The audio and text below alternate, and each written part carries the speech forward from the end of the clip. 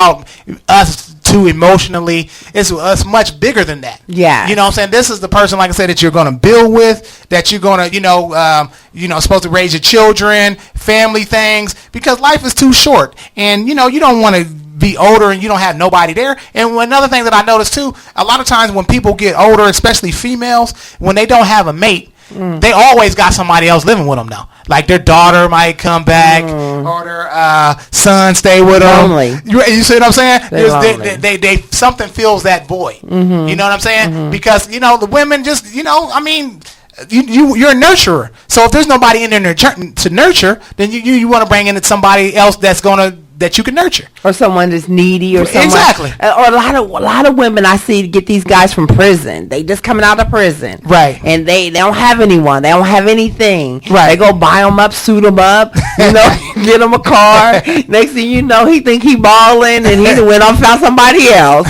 And then all you did was help him on his stepping stone. Right. But then you feel like, then that psycho girl comes out, and you want to go do crazy things. So the emotions get involved. Yeah, right? See the emotions. So you have to understand, as I tell people, when you get them in from prison, come on now, he's been incarcerated. That means locked up. He's got someone's telling him when he can eat, when he can take a dump, when he's going to take a shower, when he can talk on, make a phone call to you. Uh-huh. So, and then when you're institutionalized and you come out, some stay institutionalized, but then you get those ballers and them players who was just in there because he was hustler. He was a hustler. Uh-huh. You got to understand. And need that time to serve him. Yeah. Right. Yeah. And like I said, a lot of, men, you should, if you are locked up or whatever, you should take that time to better yourself and come out a better person. You should. I mean, just look at like Don King. I mean, he was in jail for, for like reckless homicide. Mm-hmm. And when he was in jail, he took that time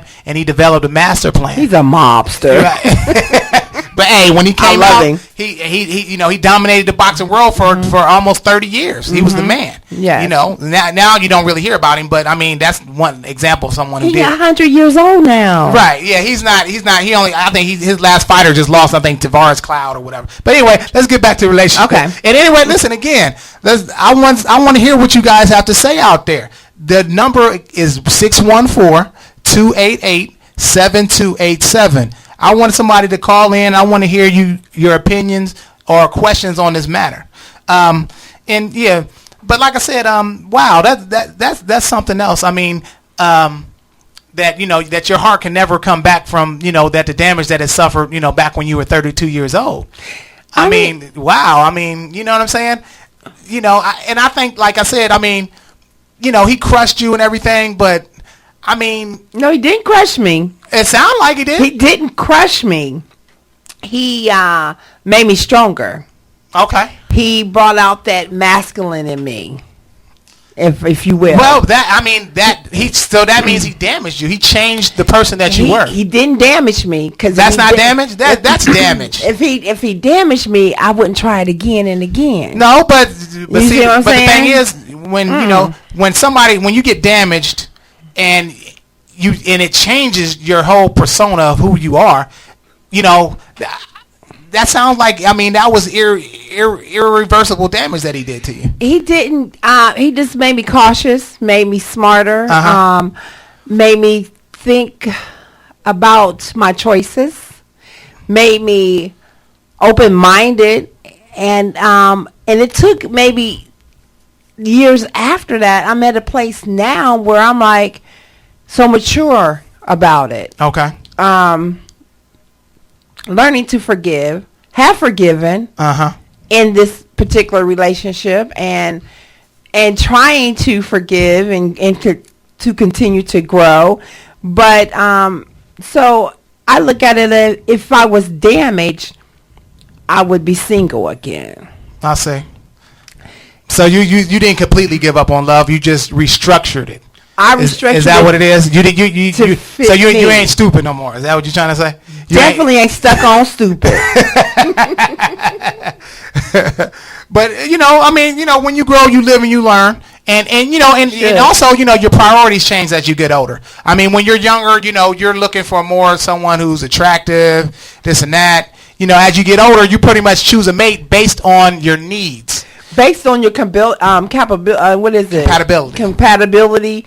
Based on what I benefit from you and what you benefit from me. Right, exactly. And how can we grow? Exactly.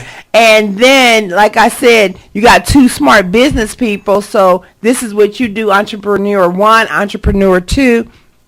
Let's make an entrepreneur 3 business. So I'm looking, and that's where exactly it is. It's about business now. It's about growth. It's about making a legacy, leaving a legacy. Exactly. And doing something positive in our community. Right, exactly. Because when I look for a female, there's no way, no female that I've ever been with has not been unemployed. You know what I'm saying? A woman has to at least have her own job, and she has to have her own, she has to have her own thing going. I can't be in a relationship with a woman who's not doing anything for herself or who's not motivated. Oh, you don't need a needy woman? No, not that needy. I ain't no sugar daddy. Maybe when I get about 60, you know what I'm saying? I might, you know what I'm saying? If I ain't married by then, I might have to, buy me a little something or whatever. But right now, no, I'm still handsome, and I still feel as though, that I can find someone that is doing their thing, and we can still build. You know what I'm saying? So I haven't given up on love myself, and hey, you gotta stay positive about these things. So do you see yourself married in the future? Most definitely. Definitely. I mean, listen, and the statistics show that that people who are married live like 10 years longer than those who are not married. If I'm sitting at home sick, I can just think like, oh man, I just got a little stomach ache, I'm cool, or whatever. But but if you have your mate there that's tuned into you, she can look at you and immediately know that, look, this ain't you. We got to go to the hospital right now or whatever. And those type of decisions are things that can save your life. And I think, like I said, the benefits of people being together far more outweigh not being together. So we need to we gotta stay together here. And that's something that you said about the maid, because I'm in a situation now with the in-law. He is very sick and very ill, and I watch my mother-in-law. She loves her man. She's been with him for like maybe 36 years, and this is both of their second marriage. So he's now sick and with a little dementia, and wow, she's sticking by him. And she told me something that was so passionate. And I went to visit her, and I'm sitting there, and she says, Layla, she said, I can't sit in here because I'm in the dining room. I'm at my computer, and I'm doing stuff. And she said, I can't stay in here too long and talk to you, much as I'd love to speak with you. She said, but in case he dies, I need to be in the room with him. Wow. That was so deep. Right. And see? That was love. That's that compassion that you're talking about. Right. We all want that. Of course. And that's something that... That's what I'm saying. Are we willing to... we willing to forgive? I'm willing to... Because, like I said, again, if you are willing to forgive, then you will receive forgiveness as well. If you're strong enough to stick through this guy through thick and thin, he'll do the same thing for you. This is something that I said one day. I was, in my prayer, because I pray all the time. Okay. I said, and it hit me. I said, how can I ask God to forgive me, the Creator, whoever you pray to? How can you ask for forgiveness and you're not willing to forgive? Right. I said, that's not right. And it hit me. I pondered on it, and I was like, God, you got to forgive. Right, exactly. You got to move on. Right. It's just a process. It's life. It's a test. Right. And it's one of those tests that you don't really know that you have a test about, but it's just a test. So you got to forgive. And that's why I said, I've grown to forgive. Okay. So to be damaged from it, I wouldn't be able to forgive. I wouldn't be able to understand that I learned from my past. And I've moved forward. And yes, forgiving is a real big thing to do. But the whole point is it makes a difference and it makes the road easy to travel. Right. And that, like I said, that's an interesting story. I mean, we've lost that. Everything is about us and about our feelings. Me. We're not team players anymore. Yes. Hold on. I think we got a call. Hold on. I think we got a call here. Okay, this is the Love Therapy with the Love Doctor. What's your question or concern? Okay, this is my question and concern. Okay. Your guest said that she believes in the ideal of love, but she really don't understand what love is. That's just my opinion, and I think she has 4 marriages, and she's the only part of the equation to mess everything up. I don't know. I don't think she know what love is, but I just had to share that part. And the Love Doctor, I'm enjoying your show. Thank you, sir. Man, Layla has her first hater. What? Got a hater up? Okay, got a hater. Wait, I like that. What's your response to that? He said, you don't believe in love. Wow. But you believe in the idea of love. How do you feel about that? You know me as a personal person, so you know the passion I have. You don't know me, because if you knew me, you would love me. Trust and believe. I'm a very loving person. I have a history of love. I have a bond with my family. I have a bond with my child. I have a bond with the people in my life that's not even indirectly in my life. So loving someone is very easy and simple for me to do. It's trusting my love with you. So it's trust then. It's really trust. Okay. So it ain't love, honey. It's the trust of love. Are you worthy of my love? Can I trust you with my love? What are you going to do with my love? It's always been the question. It's not that I don't love, or like I said, I love. I'm in love with love. Always been my saying since I can remember saying that. Oh, okay. So it's not whether or not I have love in me. I have so much love in me. But it's the ideal. Can I trust you with my love? Right. I see. Are you going to betray my love? I see. So that's where it is. Okay. Hater. But you're probably single. but it's funny that you say that because I kind of am more emotional when it comes to my kids than I am with females. You know what I'm saying? Mm-hmm. I'm way more emotionally available to my kids. Yeah. My kids can hurt me like, if I call my daughters and, I try to spend time with them, they don't even be wanting to kick it with me. Mm-hmm. I'll be hurt. I'll be like, man, that's messed up, man. She don't even want to chill with me no more. You know what I'm saying?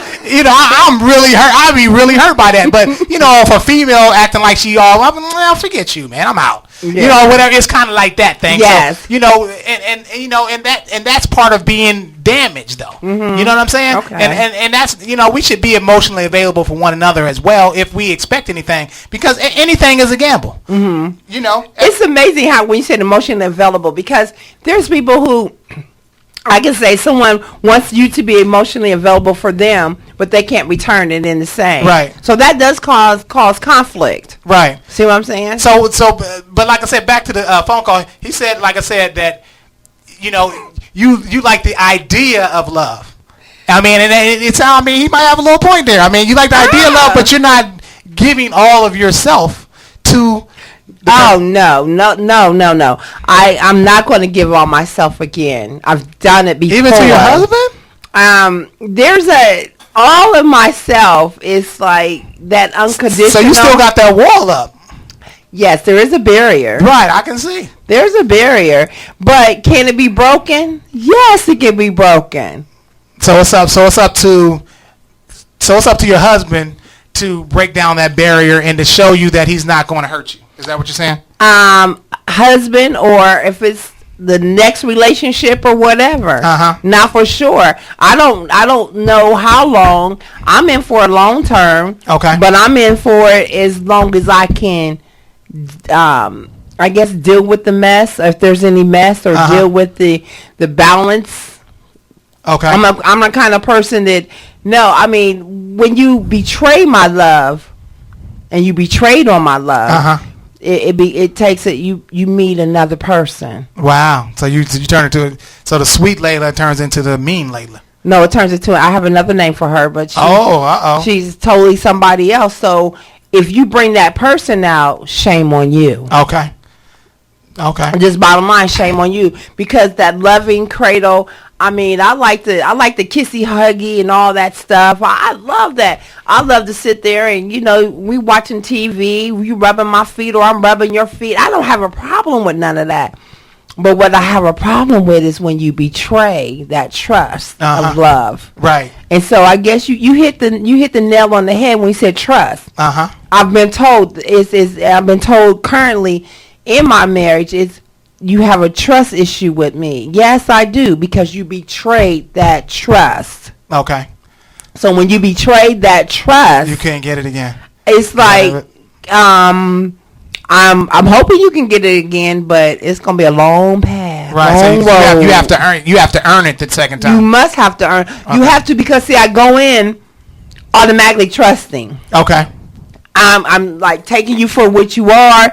All the flaws, we all have flaws. So I'm taking you for whatever it's worth. Okay. So I let you chisel that trust away. Okay. I let you chisel that love away. Okay. And so when you start taking that wall, and it's like, I came in with an open fence. And then all of a sudden you start building this fence, and I'm like, okay, I got to put this fence up. Wait a minute. I'm an honest person, and you yourself has told me that I was too honest. Right? Yeah, definitely. You're brutally honest. I give you that. I'm very honest. Right. Because I feel that honesty is the best policy for a relationship. I'm not into lying in a relationship to make that person feel better or to spare their feelings. Right. Okay. I want it point blank. Give me the truth, because when you lie and the truth comes out, come on now. Right. I guess, when you tell the truth, that person, you can only hurt the person once. But when you lie, you're hurting them over and over again, because they still, have that feeling inside their stomach. And they still have that, they just know that something is not right. And when it finally comes out, it hurts even more. And then I see what you mean. Yeah, and then how are you supposed to trust that person continuously? Right, after they hurt you. Yeah, so many times over and over. And especially when it's this stupid stuff, things that shouldn't even be. I mean, it's like, God, that is so small. Are you serious? You would lie about that? I mean, we're supposed to be mature adults. Right. I can handle whatever. I can handle the truth better than a lie. Right. I'm just that type of person, as you know. I'm just that honest type of person. Maybe I want someone to be equally as honest as I am. Right. And I find honesty is this. So if your partner just straight up told you, like, before you caught him, if he told you, like, look, I went out, I messed up, babe. Let's talk about this, because I really didn't mean to do it, whatever the case may be. I mean, would you have possibly given him a second chance? Hell yeah. Really? It is so. I'm just that type of person. Okay. That's why I said I'm not damaged goods. I'm the kind of person with damages. I can't stand a liar. Okay. Scratch a thief. What is it? Scratch a thief, find a liar. I can't stand a liar. Right. I don't like it. I'm the kind of person that, look, I want straight honesty. Yeah, you come to me, say, baby, I was out and I went to the booty club, and, she was on the pole, and next thing I know, I understand. I done been to the strip clubs. I understand what goes on for you guys. I feel for some of you guys. Right. I'll be like, I'll have mercy on him, because, sister, but I understand that. I mean, we're human. Right. We're going to make mistakes. That's true. But as a human being, you should be honest and own up to it. It's just what it is. I'm not perfect at all. Okay. I'm going to make mistakes. But if I make a mistake in my relationship, I'm going to come to you, baby. I made a mistake. Can you forgive me? Okay. And I want the same in return. Okay. Okay, y'all. That sounds like that's about our time. Again, this show has been brought to you by the Computer Repair Center, where most repairs are $25. That number is 614-288-7287, and that's 2700 Crossroads Plaza Drive. I will see you guys next week at the same time with Thursday Night Therapy with the Love Doctor and my special guest, Layla. Yeah, good night. Peace.